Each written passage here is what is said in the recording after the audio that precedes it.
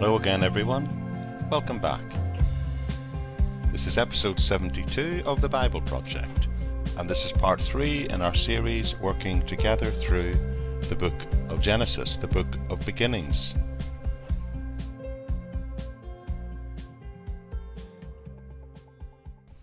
Genesis has actually been called by some people the book of beginnings. Everyone who approaches it recognizes that it is an indispensable introduction to the entire Bible.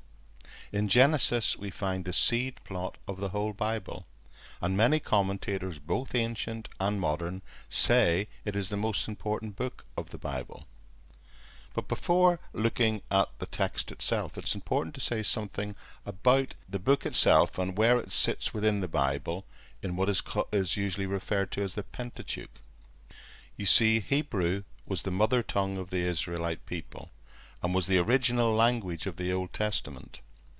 During the 3rd century BC, the Hebrew Old Testament was beginning to be translated into Greek.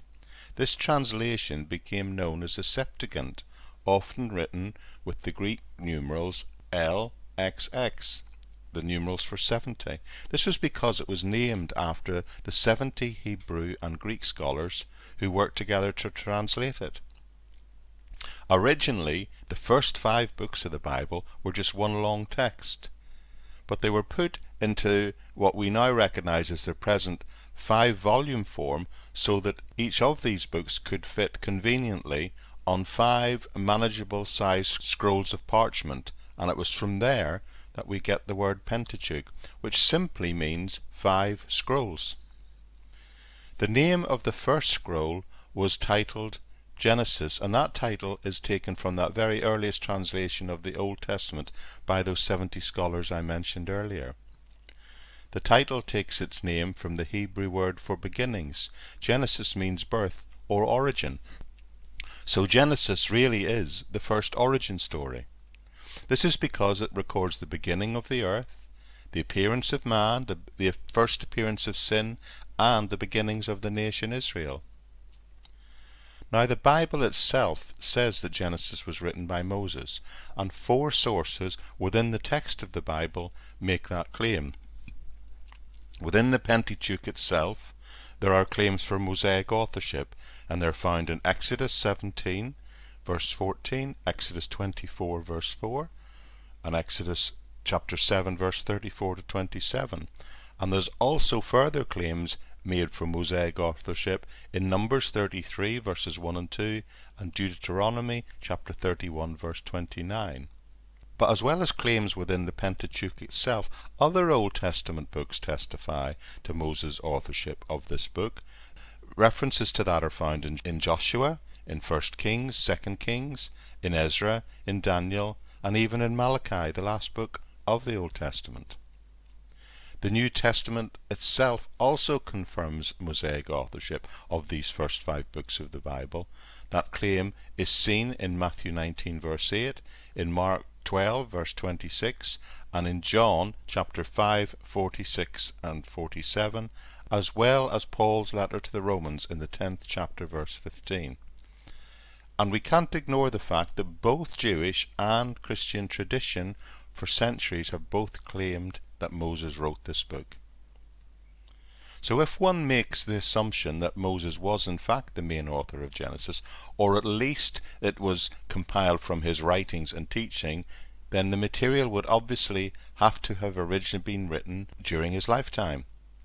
Many Bible experts believe Moses probably wrote it somewhere between his time in Egypt and Sinai, initially writing it to the Exodus generation, who no doubt had many questions.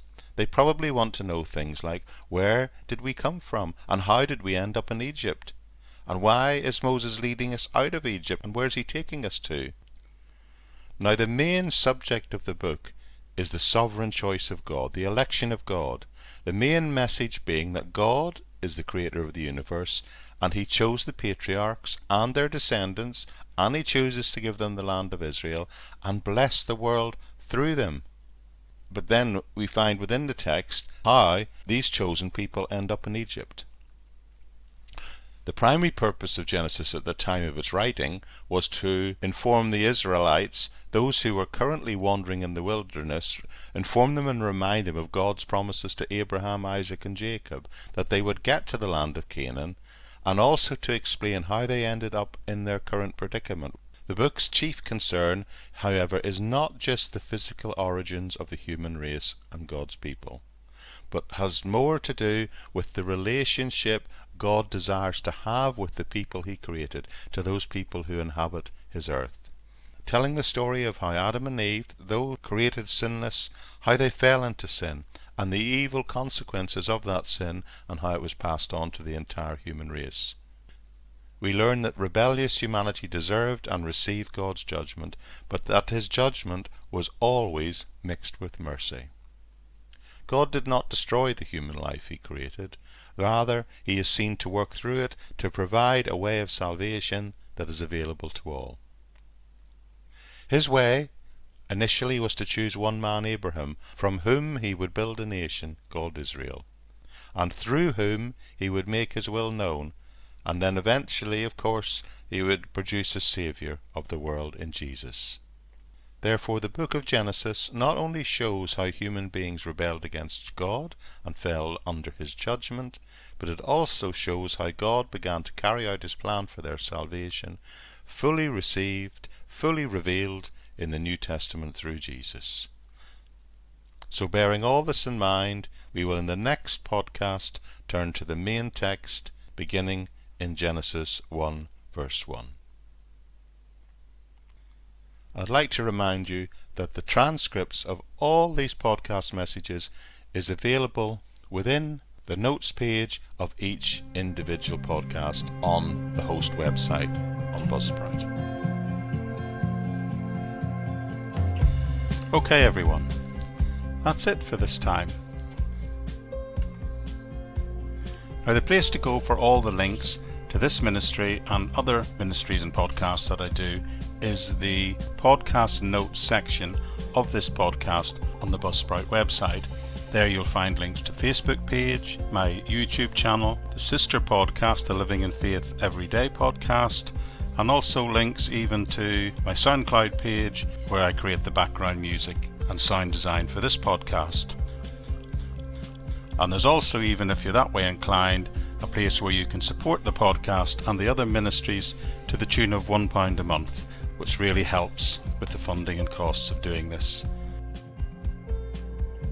But other than that, I really trust you've been blessed by our time together, and I hope to see you all here again very soon.